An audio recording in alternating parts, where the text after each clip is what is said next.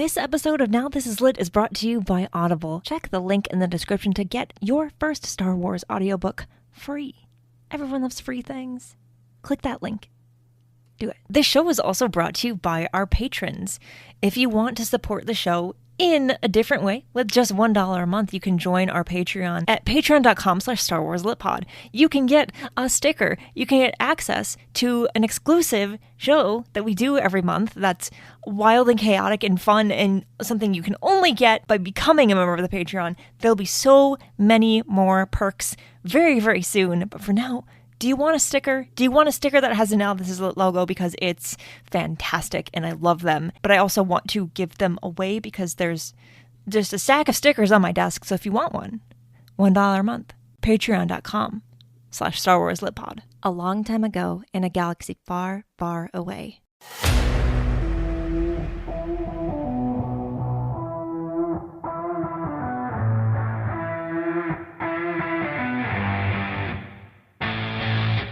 I can't wait to finally complain about this release schedule. Yes. Should we just complain about it now? Yeah. I've already done it on Clashing Sabers, but we can complain for the record to the patrons. Well, I want to know what you said on Clashing Sabers.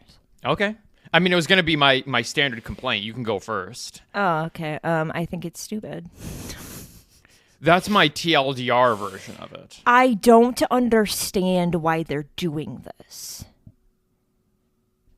Like, okay, and you like the rumored runtimes have been like leaked, right? Yeah. And we're looking at like between like 40 and like 50 something minutes each episode, right? Yeah. So basically a standard season 1 episode, more or less. Like our time zone, because I know it's different. Our time zone, it releases 9 p.m. Yeah.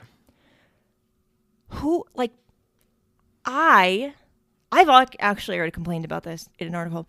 I cannot watch 3 of these episodes on Tuesday night. I can't stay up until almost midnight. I can't do that. So I'm not going to watch it the first day. But you know what people are going to do? They're going to spoil things. Yeah. And that's not fair. Because it's not like, oh, I'm waiting. I can't watch that many episodes. But that's not even like my biggest complaint. It's just, it feels like they're rushing it. Yes. Like, why are they doing that? Like, can we have like one episode a time to like digest it?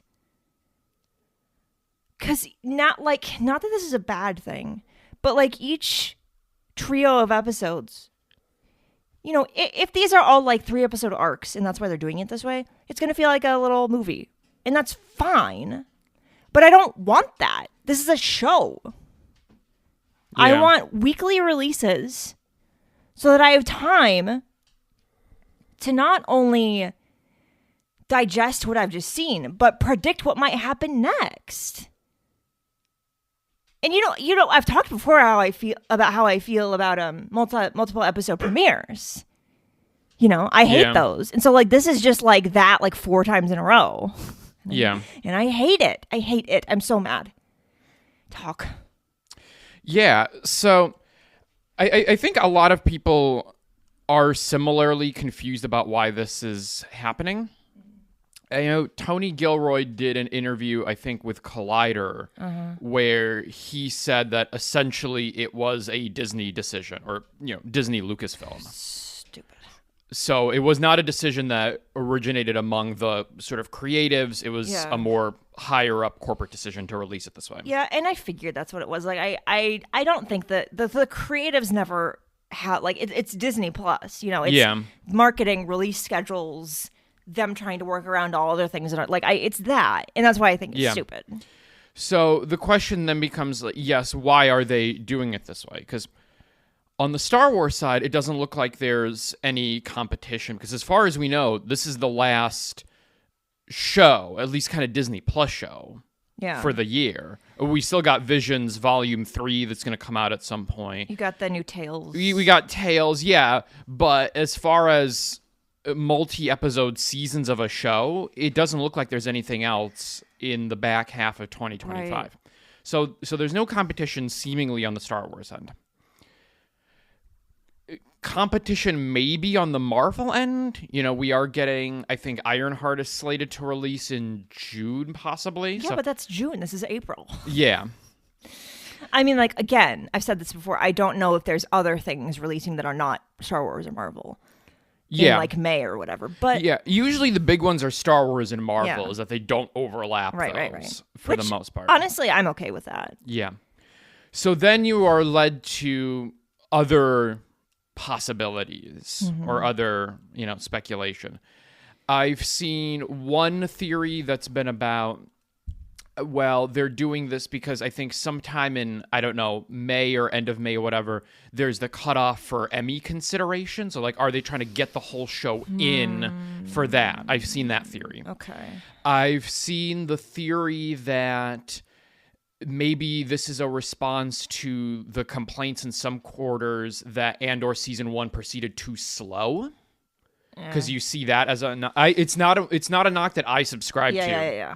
But you do see people, you see some people making that complaint about the pacing, that the story moved too slow. So I so severely disagree with that. I do too. But yeah. is this them trying to appease that line of criticism by being like, here's a whole arc at once? It's because early streaming broke our brains. Yeah. And, Stranger Things, that's just the example everyone's going to fall back on, so I'll do it too. Releasing everything at once. Yeah. And then you're used to, like, digesting everything at once. That's a whole other thing. I think we talked about that with The Acolyte, actually. But... Yeah, I don't know. The explanation about they're doing it because people reacted that Andor season 1 was too slow kind of feels the most right to me. It also feels like they're trying to just get the show out and sort of move on. It sort of feels like Solo, but in TV. Like they're just putting it out because it exists and they have an obligation to put it out. Which is weird to me because of how well the first season was received. Yeah. Like, don't you want it to, like, I would think, and we've talked about all the other possible reasons, but like, and I don't work in the industry. I don't know enough to, like, be able to say this with confidence, but I would think if you have something that people have been waiting for, that they loved the first installment of, you'd want to stretch it out for as long as possible. Yeah. There's two things to say about Andor season 1. Well, there's sort of three things to say about Andor season 1. You said one of them, but just one of them is that it was a critical darling. Yeah. Right? And I think it has been received by most, if not many people, as sort of the best done of the live action Star Wars shows. Yeah. The other two things about Andor season 1 is it was really expensive. The per episode and overall production costs were very high. And 2, the viewership numbers are actually not that great. Yeah. People brought this up in the context of the cancellation of The Acolyte.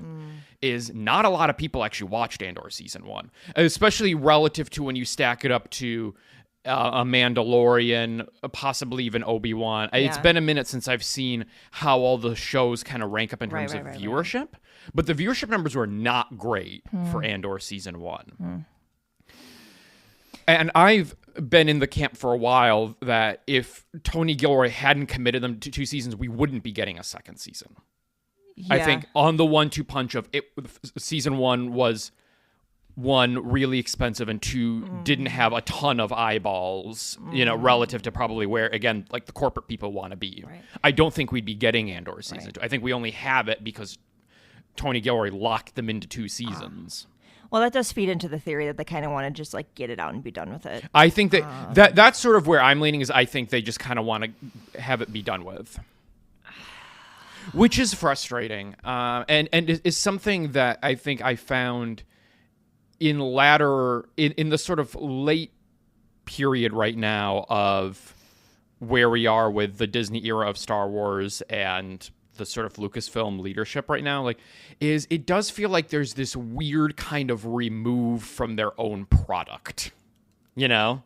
It's like they put things out and it's like we put it out and then we want it to be done, or, like what happened with The Acolyte is like, actors or the creatives come under fire from fans, and it's like, we're not going to say anything about it. We're just going to keep moving. There's this weird like refusal to own, like, we made this and this is ours. And I don't know what that's about. And Andor season 2 feels of a piece of that.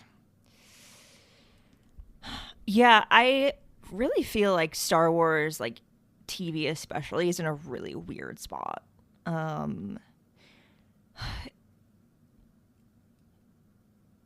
It's because, and we're about to hit Celebration. Like, oh no, Celebration will have happened already by the time you're listening to this. As we're recording, the Celebration is about to happen. So we will see if anything more is announced or talked about on the like streaming front. I wouldn't be surprised if we didn't get anything, because at this moment, besides the stuff that's already like about to happen. Yeah. We have Ahsoka season 2 is happening, right? Yes.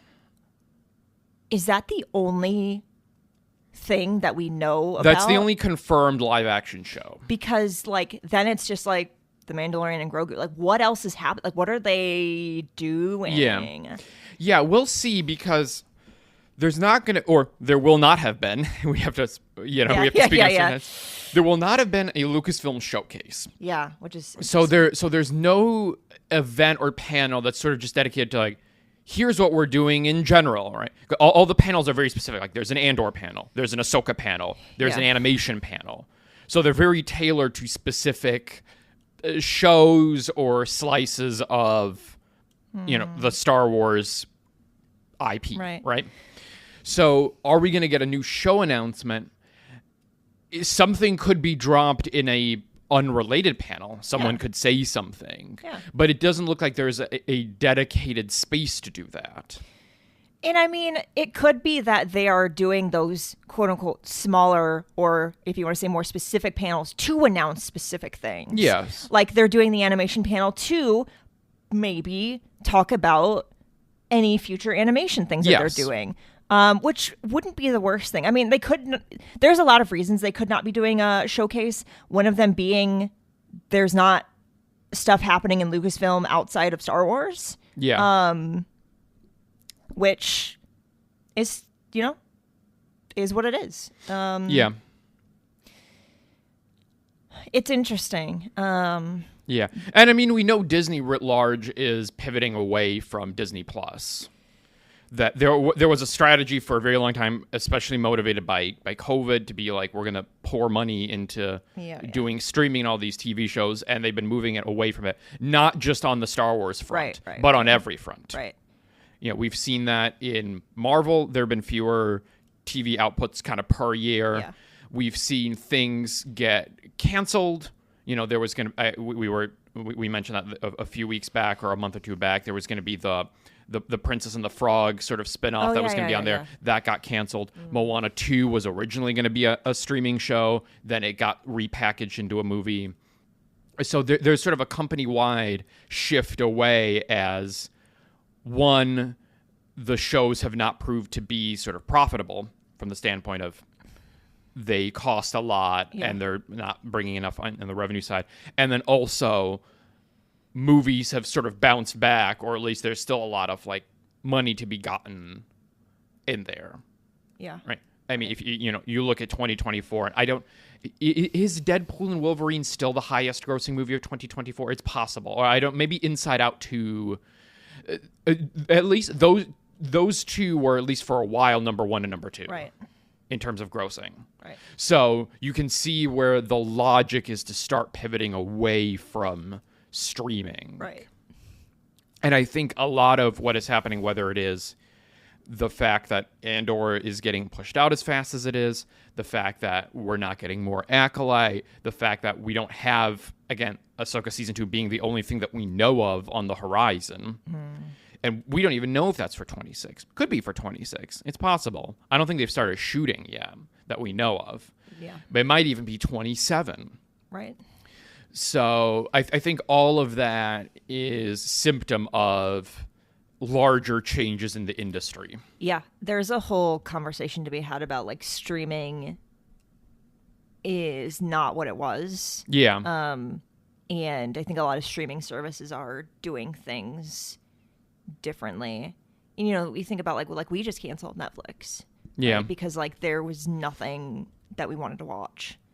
And it was too expensive. We were paying like, was it almost like $20 a month? It was like before we like downgraded, and then still it was getting even more expensive. And it's like, it's not worth it. Yeah. Like we hadn't watched anything on Netflix for almost a year.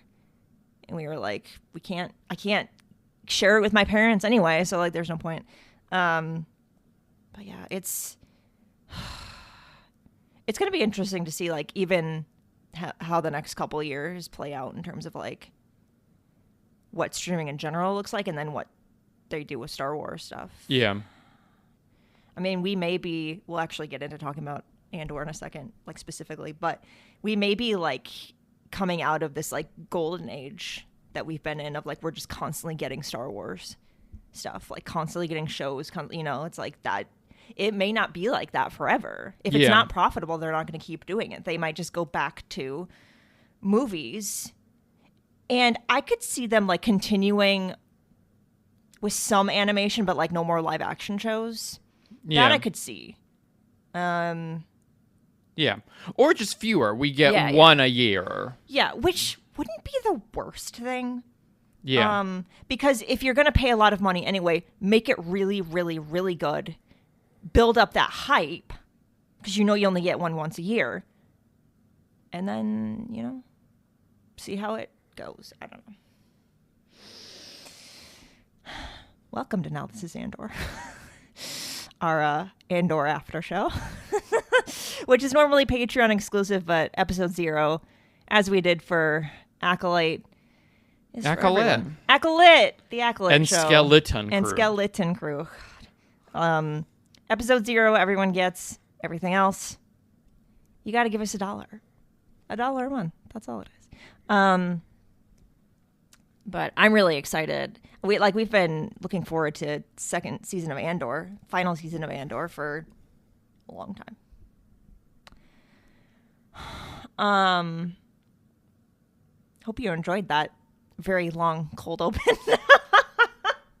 That's how we do things around here. It's a good conversation to have though, because it really is hard to be on the outside of it and really just like, the only thing you can do is speculate on like why they're doing something that I think is so ridiculous.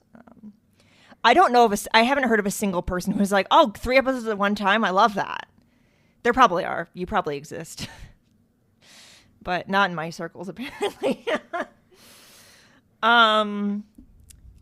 We did not have time to rewatch the first season before we started the second season, which is fine. It would have been a commitment to do that. I don't know. We could start with like, what are you most looking forward to in the second season? Last season. It's both the second and the final. What am I most looking forward to in Andor season 2? Oh man, I mean, there's a couple things that I'm really going to be kind of looking out for and interested to see, I think. And this, I'm also going to recap a little bit what we talked about over on Clashing Sabers, because we also did sort of an Andor preview episode. One is the genesis in a lot of ways for this show, I would argue probably, is, you know, you go back to Rogue One and you get that line in the scene where you get the formation of the titular Rogue One, where Cassian talks about, you know, we've all done, you know, terrible things in the name of the rebellion or whatever, right? He has that line. Thus far, the show has not really paid off that line. Yeah. And that's not really the fault of season 1, because Andor season 1 isn't about Cassian the rebel. Yeah. It's about his path into the rebellion. Right. And I mean, we get examples of him doing, you know, some, you know, dark or unsavory things. But again, that's all pre-rebel Cassian. Yeah. So what I'm looking forward to in season 2 is getting some payoff to that line. Yeah. To that illusion of, we've all done terrible things. Like, I want to see some of, like, where Cassian has made the tough calls or done the things we don't expect of the sort of good guys to do. Right. And I think we will probably get that in this season. Yeah. So there's that. That's a big thing that I'm looking forward to. And the other thing that I'm looking forward to is what this season has to say about the Empire and about sort of more general its commentary on sort of authoritarianism. Because I think that was a big part of season 1. And I think a lot of the content that we've gotten recently around the Empire has spoken to that in one form or another. Most recently, if we look on the book side of things, we got Mask of Fear. And so Mask of Fear, did this interesting exercise of like, what if we look at the creation of the Empire and like what the Empire's like, not 10 years down the road, not 2 years down the road. What if it looks like, what does it look like a weekend? Yeah. You get it created and then the next day, what does this look like? Right. And you get a picture there. Like, what does it look in this very, very embryonic stage when it has just been created and it is trying to consolidate its power at a very young state? And then in Andor season 1, of course, we get a more mature Empire because we're, 5 years out from A New Hope. So it's been around for a while. But one of the sort of major themes and motifs going through all of those different arcs that we got, and one of the commentaries that it gave was that shows of strength are really shows of weakness. This idea that when the state responds to, some uprising or some event by getting tough, clamping down, curfews, enhanced sentences, rounding people up, whatever, that is a tell that the regime is actually terrified that if they give an inch, they'll give a mile. That's where we get the line of oppression is the Mask of Fear in Nemec's manifesto. Yeah. And it's shot through every single one of the arcs. It's there in Ferrix, it's there in Aldhani, it's there on Narkina 5, that you see that all of these authoritarian systems, whether it is the Empire, whether it is the prison, right, that everybody is just shot through with anxiety. Yeah. And that the folks who are doing the oppressing are smaller in number than the people who are being oppressed. And there's the idea that once the oppressed figure that out, once they figure out they're in the majority, then it's over. Right. And so that's, I think, the running commentary in Andor season 1. And I think all of the stories that we get within Andor season 1 are speaking to that on one level or another. So I'm excited in Andor season 2 to be like, what's the story going to be there about the Empire? Or about, resistance or whatever, like however you want to frame it. Yeah. Because clearly, like Tony Gilroy, this has come out in interviews, like he has ideas and he's taken inspiration from real world events, whether that is current events, whether that is things in the past. And so it's like, okay, well, if he's pulling from that stuff and that's informing, for example, the story in season 1, what's he going to be pulling from in season 2 in terms of the story that he wants to tell? And I'm really excited to see that.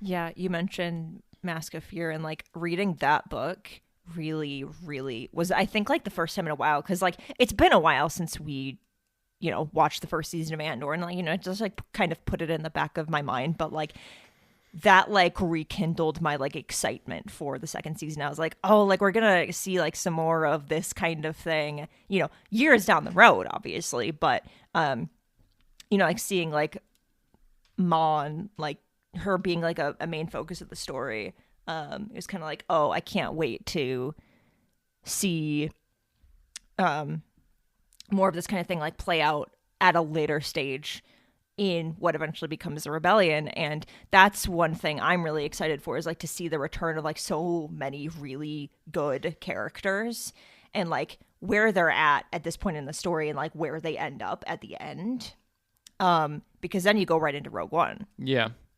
There was something else I was going to say that I was excited for that I now can't remember, but That's like one thing that I really, really loved about the first season is like the characters are just so interesting. Yes. You know, unlike some other recent Star Wars shows that we've gotten, not as recent, but they're so interesting, and you don't know everything about them, and you have an idea of how they might respond to certain events, but you also don't know for sure. And again, it's this whole like we're leading up to like we know how all of this ends, which is something I really like about Star Wars storytelling is like you have the end of the story in a lot of cases. But in this story, you're going back and like kind of filling in like everything that you didn't know, like how we got there.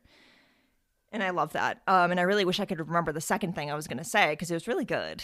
But I just love these characters so much. And like, who knows when we're going to like get them again in this kind of context. And I remembered what I was going to say, which was I saw someone saying that like a lot of this season of Andor is going to take place at the same time as Rebels. And that's just going to be fun because you get like more different perspectives on like different things that are going on in the galaxy. And I just think that's a fun thing. It's gonna make me want to rewatch Rebels again, isn't it? I mean, when do you not want to rewatch Rebels? Exactly. Let's be honest. We've already done that. Wait, no, we didn't. Yes, we did. Yeah. Yes, we did. We haven't watched Clone Wars. We have not watched Clone Wars the beginning to end. We might end up watching Rebels again. That's okay. That was like one of the first things we watched when we moved in together. Yeah. Yeah. Yeah, it was early on. Yeah. That was great. That was really good. Anyway. Yeah, I the trailers also made me really excited. Just because like we it's one of those things that's like, again, we have like the framework for like the big things that are going to happen. We know where it's all going to end up. But like still like take like season 1 for example, like so many things happened that we couldn't anticipate. Yeah. And it's going to be really good.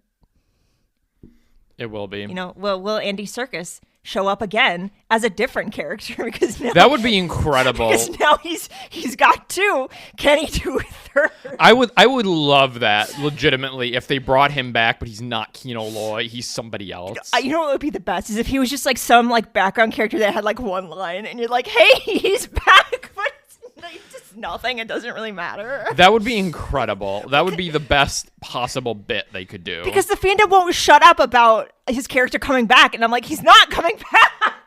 That would be incredible if they put him in and he's somebody else. Come on, like give me a little bit of that kind of humor, please. I need it. That would be amazing. Oh, please. I want it. I want it.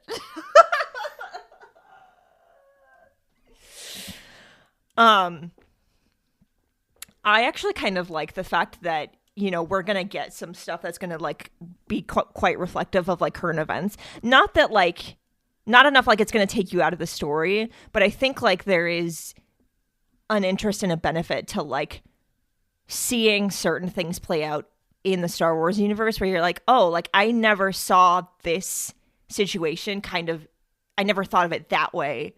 And Star Wars is making me think of it that way.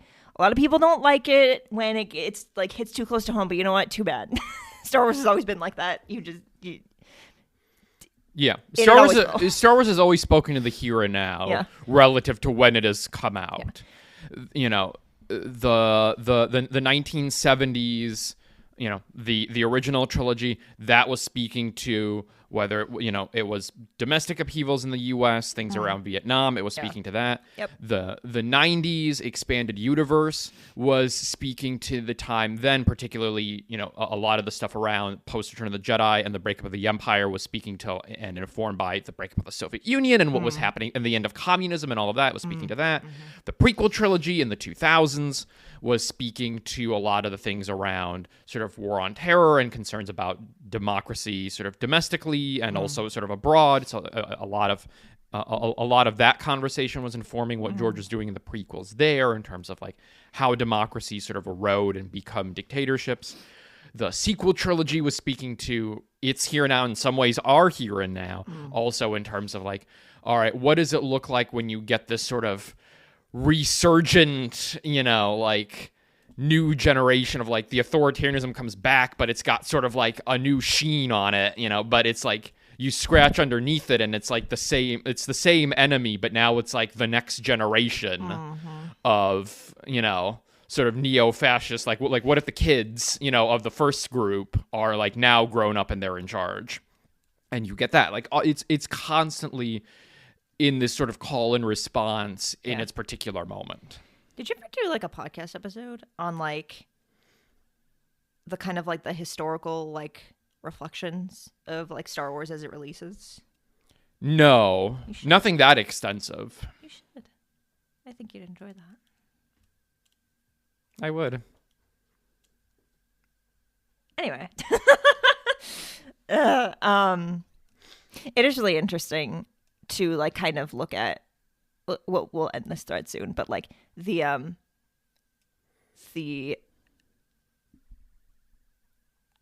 to look historically at like when the Star Wars came out, like what was everyone kind of thinking about. Chris Kemschel kind of covered some of that in his first Star Wars book, not the most recent one. Yeah, History and Politics of Star Wars. Yeah. That one. If you haven't read that, it's actually really good. But yeah. Anyway. I think like this doesn't always happen with me in like Star Wars, but like it's been a long runway to getting here. And ideally, as you're listening to this, or as this is releasing, Andor premieres tonight, or this week, depending. But I lost my train of thought again. Oh, so it's been it's been a long time coming to this point, and you almost want to be like, oh, like, is the hype going to be worth it? Because we were anticipating it so much. But like, Andor is going to be worth the wait. Yeah. 100%. Absolutely. It's like we really, really were fed with this first season. Like, there's no doubt in my mind that the second one is going to be like just as fantastic, despite the release schedule. But that's not anyone's fault but the people who didn't actually create the thing. So,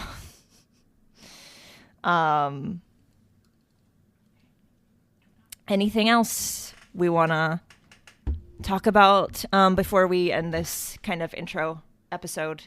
Yeah, I don't know if there's anything else. I think we've talked about the big things that I'm really most looking forward to. I don't have a lot of predictions of where the season's going to go. We know some things are going to be in there. We know, for example, the Gorman Massacre is going to be in there, the event that sort of precipitates Mon leaving the Senate. Yeah. Beyond that, we don't really know what other events will be covered. We don't know who's making it out. I mean, except for Cassian and like Mon Mothma and Saw Gerrera. And like we have like three people that we know. That might be it. Yeah, that might be it.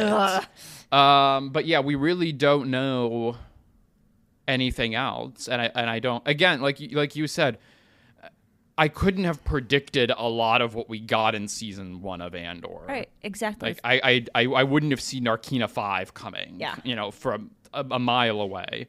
So, I'm just looking forward to what they cooked up for this season. Same, and we'll be talking more about that.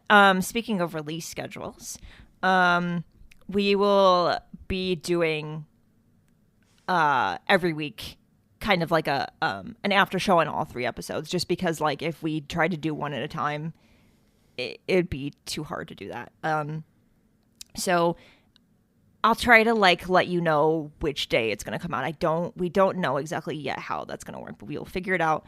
And this will all be on Patreon from this point forward. So if you want to hear more of our Andor thoughts, that's where we'll be. Really looking forward to it. Really hope that you enjoy these first 3 episodes, and we will be back with episode 1 to talk about them. I'm looking forward to it. I'm excited. Yeah, it's going to be great. Yeah, it is.